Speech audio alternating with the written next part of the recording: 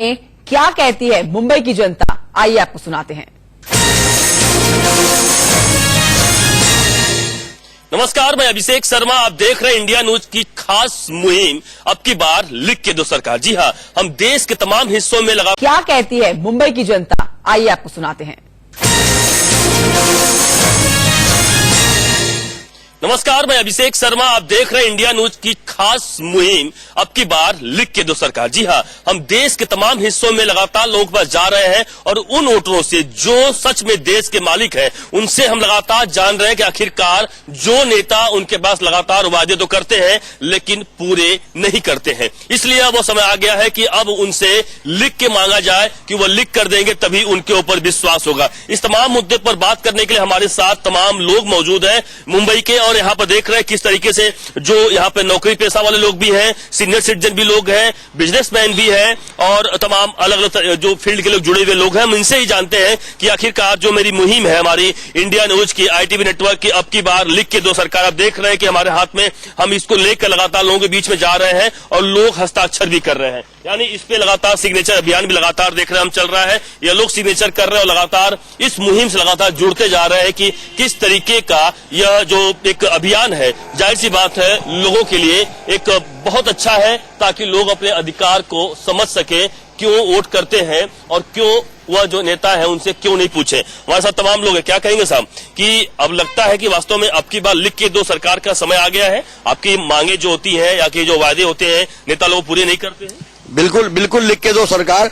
अभी तक तो नगर सेवक आमदार आते थे और हमारे को बड़े बड़े वादे करते थे और चले जाते थे और हमको लगता था हमको ठग लिया गया है। लेकिन आजादी के बाद पहली बार ऐसा हुआ है कि इस बार हमारे प्रधानमंत्री ने बहुत साल झूठ बोल बोल के हमको ठगाया। अभी हम कहेंगे कि जो भी प्रधानमंत्री बने या जो भी नेता है हमको लिख के दें, हम तभी वोट देंगे, अन्यथा हम वोट नहीं करेंगे। एक क्या होता है कि मुद्दे क्या होंगे आपके हिसाब से? मुद्दे क्या होने चाहिए इस इलेक्शन में, खासतौर से अभी लोकसभा इलेक्शन चल रहा है, इसमें मुद्दे क्या होने चाहिए कि जिस मुद्दे पर लोग चुनाव लड़े? देखिए, मुद्दा तो सबसे ज्यादा मुद्दा तो विकास का है, किसान बेरोजगार मर रहे हैं उसका है, और हमारे सैनिक बगैर युद्ध के ही शहीद हो रहे हैं, वो बहुत बड़ा मुद्दा है। वो बड़ा मुद्दा है। आप क्या मानते हैं, क्या मुद्दे होने चाहिए चुनाव लड़ने के लिए, खासतौर से इन पार्टियों के लिए? और अब समय आ गया आपके लिख के दो सरकार? बिल्कुल सरकार को लिख के देना चाहिए, क्योंकि देखिए खास तौर से 2014 के बाद तो अब तो बिल्कुल से एक विश्वास उठ ही गया है। और जिस तरह पहले मैनिफेस्टो होते थे, अभी इन लोगों ने कोई नया संकल्प पत्र लाया तो उसकी कोई टाइम लिमिट नहीं होती है। वो कितना भी हम ये करेंगे, अब कब करेंगे वो कोई डेट नहीं होती है। तो ये एक जनता को फंसाने का तरीका आ गया है। जिस तरह किसान की आय दुगनी करेंगे, पहले आपने ये कहा, उसके बाद आपने कोर्ट में जाके कह दिया कि ये हमारे लिए प्रैक्टिकली पॉसिबल नहीं है, तो आपने तब क्यों कहा? उसके बाद आप रोजगार देने की बात आ जाइए, काला धन लाने की बात आ जाइए, काफी चीजें हैं। तो अब जनता उब चुकी है, जनता को अब किसी पे विश्वास नहीं रह गया, फ्रैंकली लगभग किसी पॉलिटिकल पार्टी पे नहीं। आप क्या कहते हैं, क्या मुद्दे होंगे इस चुनाव में और लिखित में आपको क्या सूचना चाहिए? देखिए, जो विकास का मुद्दा है वो तो सबसे पहला है। 5 साल से जो सरकार ने जुमलेबाजी चलाई है, जितने जुमले उन्होंने वादे किए, जितने झूठे वादे किए, उतने आज तक कभी नहीं। लोगों का विश्वास अभी सरकार के ऊपर से पूरी तरह से हिलता जा रहा है। जो भी वादे किए, जैसे नोटबंदी की और उन्होंने मंच के ऊपर से बोला मुझे आप 50 दिन दे दीजिए, 50 दिन के अंदर कोई स्थिति सुधरी नहीं। लेकिन उसके बाद उन्होंने उस बारे में कोई स्टेटमेंट भी नहीं दिया कभी कि भाई 50 दिन की बदली में हमें थोड़ा दिन और दे दो, ऐसा भी स्टेटमेंट नहीं दी। अगर यही स्टेटमेंट अगर उन्होंने लिख के दिया होता कि 50 दिन के अंदर हम स्थिति सुधार देते, तो पब्लिक उसको पूछ भी सकती थी।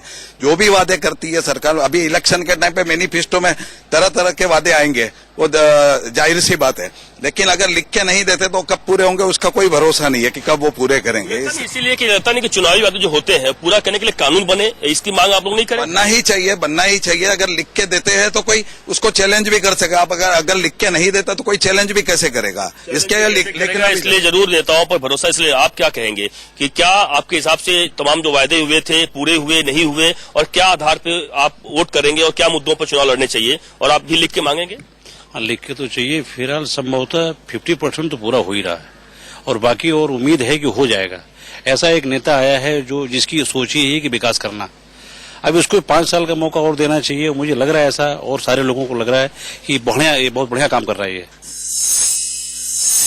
तो आप लगता है कि लिख के दो सरकार जरूरी है अभी? सबसे पहले तो मैं इंडिया न्यूज का धन्यवाद देना चाहता हूं, जो हमें हमारा हक दिलाने के पीछे पड़ी हुई है।